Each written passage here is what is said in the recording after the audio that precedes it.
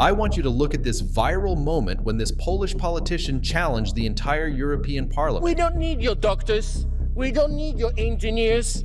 Take them all, and pay for them. We don't need them. But if we rewind back to 2004, Poland celebrated every moment of joining the European Union.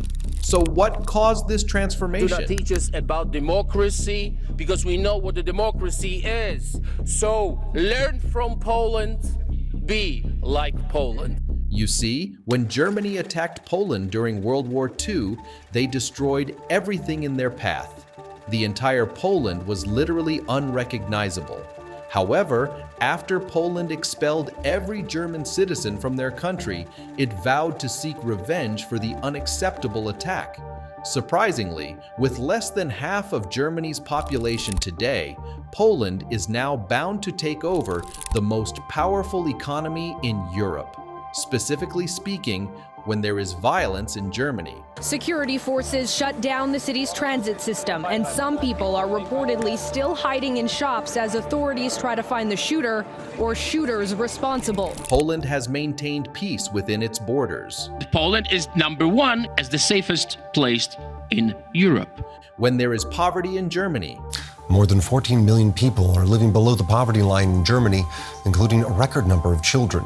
Poland has provided jobs to its people. The lowest unemployment in European Union is Poland. The highest GDP after COVID in European Union is Poland. When the Germany struggles with illegal migration,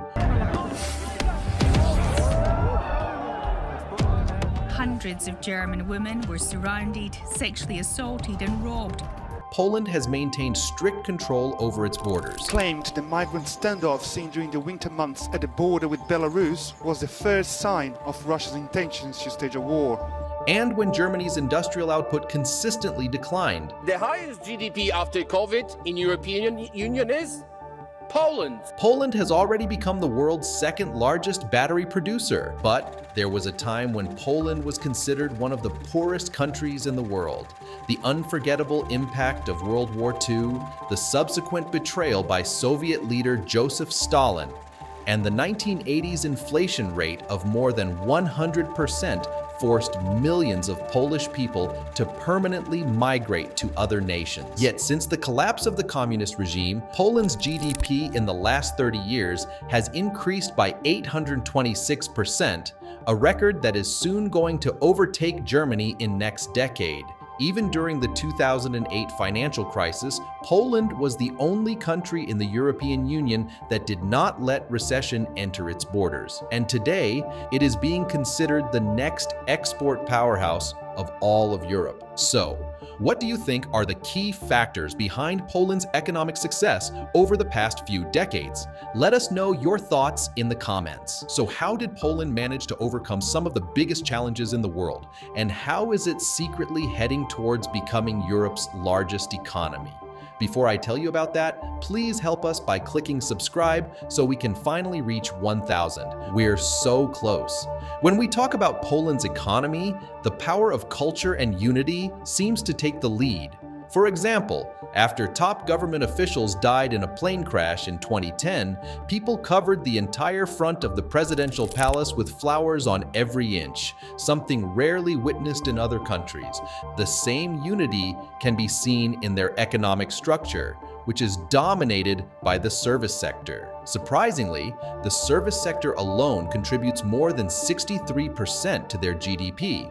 As for the rest, industries like machine building, shipbuilding, mining coal, iron, and steel contribute more than 36% to their economy. But why would Poland focus the majority of their efforts on a few industries? You see, it is through these sectors that Poland now stands against the world's largest economies, surpassing strong countries like Sweden, Norway, and the United Arab Emirates, and standing just one step below Switzerland. Nonetheless, behind this enormous transformation lie the painful lessons Poland learned after the Second World War.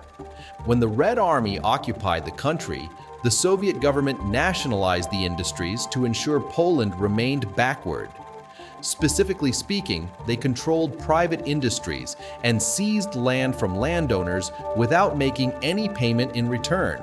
The situation became worse when the Soviet government denied the Polish government the right to reconstruction funds from Germany. As Germany caused heavy damage to their economy during World War II, the Allies directed Germany to repair Poland as a form of punishment. You can estimate the damage caused to Warsaw in 1945. As Poland's capital, more than 80% of the city was destroyed. However, as Soviets denied this right, it directed Poland to consider forgiveness as a sign of friendship with Germany. And when anyone tried to raise their voice or protest against the government, their elite military squad, ZOMO, was ready to suppress their voice. Nevertheless, Poland still made efforts to get its country back on track by taking massive loans from Western countries like the United States, Canada, and the UK. But with Soviet rule in the country, it was impossible to achieve their economic desires. As a result, Poland was sitting on a $23 billion debt in the 1980s. In 1981, the country even declared its insolvency to the Western European central banks. This image of people lining up for groceries is a sign of the conditions that existed during that time, with the most essential item in demand being the toilet paper. Yet the Soviet Union failed to realize that imposing too much pressure on Poland's population could also backfire in the coming years. After experiencing painful periods for decades, Poland gave rise to a political force that would change its entire future, and that political force was called Solidarity. In 1989, an independent Polish trade union marked the end of communism and held their first partially free and democratic elections, with Lech Walesa. Becoming the first democratically elected president in decades, the Polish people finally had a leader they could trust. Upon taking office, Walesa quickly transitioned Poland's economy into a free market economy, where decisions regarding investment, production, and distribution depend on the demand and supply of a product in the market. But no one knew that Poland would catch up with the world so quickly. Within a few years of holding their first free and democratic elections, Poland's economy began showing significant growth. Meanwhile, the German economy has struggled massively in 2009 and 2020. One of the key reasons behind Poland's growth was the initiatives taken towards privatizing small and medium state-owned companies. The freedom to establish and run their own companies encouraged Polish people to increase their income levels.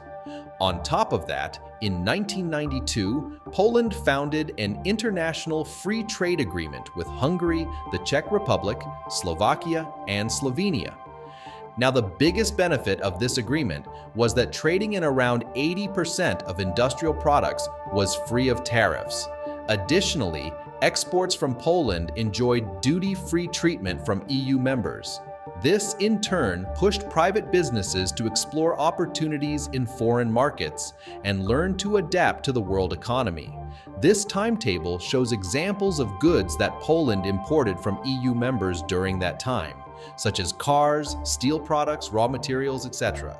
But did this agreement really support Poland? Well, by 1996, 70% of Poland's trade was with EU members, which also led to the rise of leading Polish companies. For example, bicycle manufacturing company Cross SA, furniture company Black Red White, bus and tram manufacturing company Solaris Bus and Coach, and yacht manufacturing company Delphia Yachts. Which factor do you think most contributed to Poland's economic rise? EU membership, strict border policies, or a focus on specific industries? Let us know your thoughts in the comments. Despite trading with its neighbors, Poland soon realized it had greater potential to serve larger markets. In other words, there was a need for a bigger opportunity to help them grow on a larger scale. So, in 2004, Poland joined the European Union. However, taking advantage of the EU market was not an easy job. Due to the larger scale of its market, Poland had to diversify its economy to adapt to millions of EU customers. Yet, no one imagined that Poland would become one of the leading members of the Union. You see, instead of building their own companies from scratch, Poland focuses on exporting the ingredients that are used to make products. In consequence, this strategy ensures success even if there is less demand in the market. For example, Poland exports items such as insulated wire, video displays, rubber tires, plastic lids, iron structures, and vehicle parts worldwide, and even to Germany, through which Poland made a revenue of 98 billion euros last year. It exported essential ingredients like motor vehicle parts, electrical batteries, furniture, lighting signs, essential oils, and others. Well, as of today, exports of goods and services now comprise 65% of Poland's GDP. Of the total exports, 28% goes to Germany and 30% goes to the rest of Europe, whereas less than 6% of Germany exports goes to Poland. This transformation has also ranked Poland at number 6 in terms of foreign direct investment. So with professional citizens in the majority of sectors, running a business becomes a smoother process. Specifically, by 2019, Poland had attracted more than $236 billion in FDI. Moreover, in June last year, Poland attracted the largest FDI in its history from Intel Corporation. The company has decided to invest $4.6 billion to establish one of the biggest semiconductor plants in Europe, creating more jobs and reducing the unemployment rate in the country. Surprisingly, 94% of investors are willing to reinvest in Poland, not to mention the access to free public health care, education, and childcare financed through the National Health Fund for its people. Thus, Poland has created the 6th largest economy in the European Union. So, by keeping all these factors in mind, it seems acceptable that in the coming decade, Poland will be standing face to face with Germany. But do you think it will surpass the largest economy in Europe? Tell us in the comment section below. Don't forget to subscribe to our channel and press the like button if you enjoyed this video. Thank you so much for watching.